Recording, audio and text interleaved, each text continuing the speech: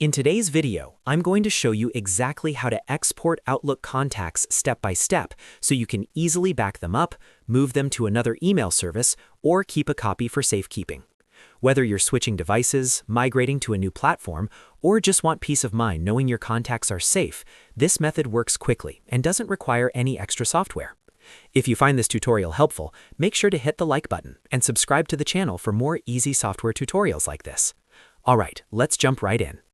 First, open your web browser and log into your Outlook account using your email address and password. Make sure you're logged into the account that contains the contacts you want to export. Once you're logged in and your inbox is fully loaded, look at the navigation pane, usually on the left side of the screen. From here, select the People section. This is where Outlook stores all of your saved contacts. When the People section opens, you'll see a list of all your contacts displayed on the screen.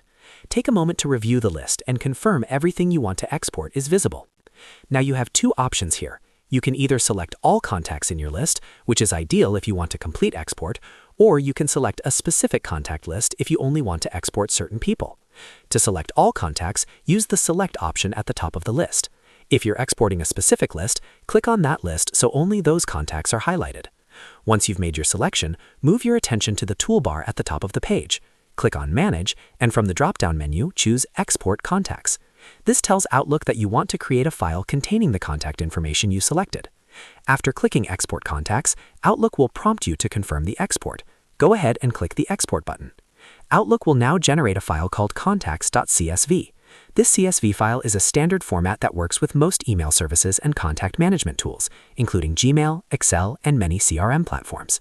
When prompted, choose a location on your device where you want to save the file, such as your Downloads folder or desktop. Once the download is complete, you can open the contacts.csv file to verify that your contacts were exported successfully. And that's it. You've now successfully exported your Outlook contacts and saved them to your device. This file can be used as a backup or imported into another email service whenever you need it.